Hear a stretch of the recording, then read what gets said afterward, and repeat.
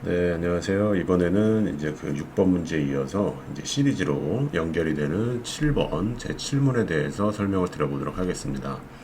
자, 교차 탄력성 조대체 요소로 이렇게 분류 코드가 되어 있고요.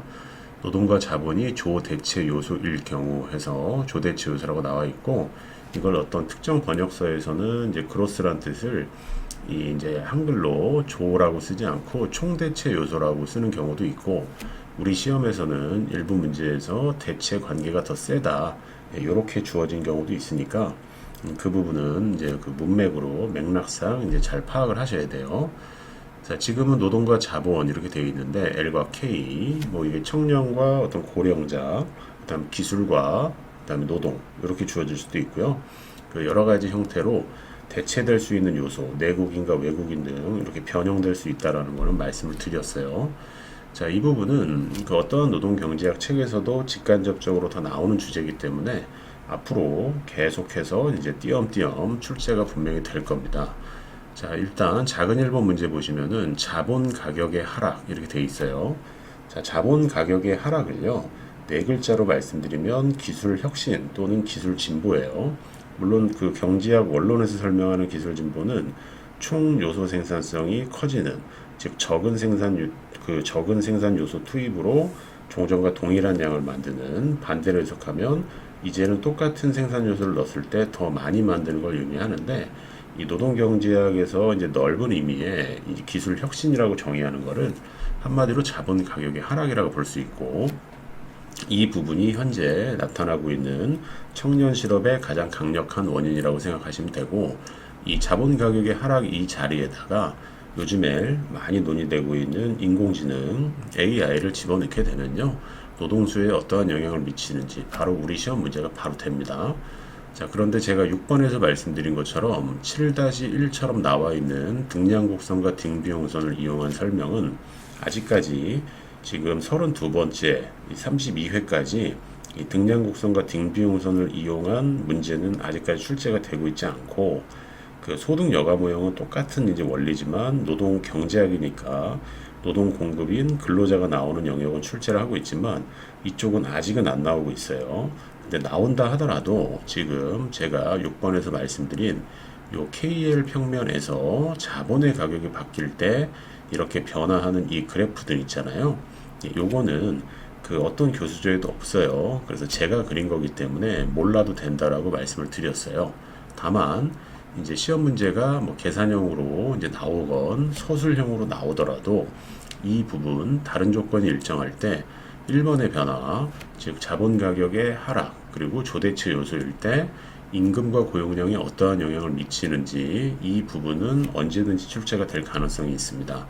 자, 보시면 조대체 요소고 자본 가격 하락에 대해서 노동 수요량이 아니라 노동 수요는 감소한다. 한마디로 LD가 하방 이동한다 이거예요. 자, 근데 자본 가격의 변화는 주인공 변수인 임금 이외의 변화이기 때문에 WL 평면에서는 그 하방 이동으로 나타난다. 예, 이 부분을 말로 써주시고 그래프로 정확하게 그려주셔야 돼요. 자, 요렇게 이제 나온 게 2005년, 2013년 방식의 문제예요. 여기 보시면 2013년 문제가 소개돼 있죠. 기술진보. 근데 지금 최근에 우리 시험의 어떤 경향을 보면 이렇게 그림으로 내라 그러면 대부분 이렇게 그 정답률이 올라가다 보니까 이 E0에서 E1으로 가는 어떤 균형점에 대해서, 이 균형점에 대해서 구체적으로 숫자로 표시해 달라라는 문제가 늘어나고 있어요. 이번 32회 문제는 무려 숫자를 써야 되는 게 두 문제나 나왔거든요. 그 이유는 명확합니다. 왜냐하면 그 출원 인원이 늘면서요. 제가 2019년에 그 한림법학원에서 강의를 그만둘 때 540명 정도까지 응시 인원이 늘었거든요. 근데 제가 시험 봤을 때 뭐 20년 전이니까 의미 없지만 30명도 안 됐고요. 제가 처음으로 강의를 데뷔했던 2008년에는 80 몇 명의 시험을 봤어요. 그러다 2010년도부터 200명이 넘어가면서 계속 꾸준히 증가했거든요. 자, 그러다 보면 예전에는 반나절도 안 걸렸던 채점이요, 이제는 거의 한 달 가까이 해야 돼요. 그러면 이게 서술식으로 내게 되면 너무나 괴로우실 거예요, 이제 채점하시는 분들이. 그래서 그 어느 정도 이제 글은 당연히 보겠지만 이게 대세적인 어떤 느낌을 확실하게 알고 있는지 없는지를 판단하는 거는 이 제로에서 2원으로 갈 때 이 숫자로 딱 줘버리는 게 가장 명확하거든요. 그래서 이 숫자로 가는 문제는 당연한 얘기지만 맞춰주시는 게 좋지만 약간 이제 소위 얘기해서 계산이 삑사리가 났다 하더라도 이러한 대세적인 논의가 제대로 돼 있으면 분명히 빵점을 주지는 않을 거예요. 하지만 그 적어도 그 어떤 전형적인 어떤 문제들로 다루고 있는 거는 여러 번 연습해서 꼭 맞추시는 방향으로 하시는 게 좋고요.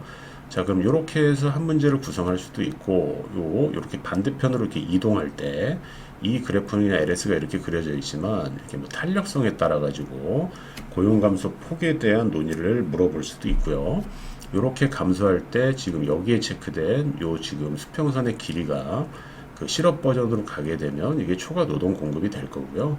이게 청년 실업으로 변화할 수도 있고, 또 하나 말씀드리면은 여기 있는 LD를 다시 L0로 올리기 위해서 쓰는 게 보조금 정책인데, 그 보조금 정책은 반드시 후생 손실이 나타나는데 그쪽으로 화면을 스위치하면서 후생 손실의 값을 계산해 달라, 이런 식으로 계산형으로 언제든지 조립식으로 가능하니까 그 부분은 두고두고 많이 연습하시는 게 좋습니다.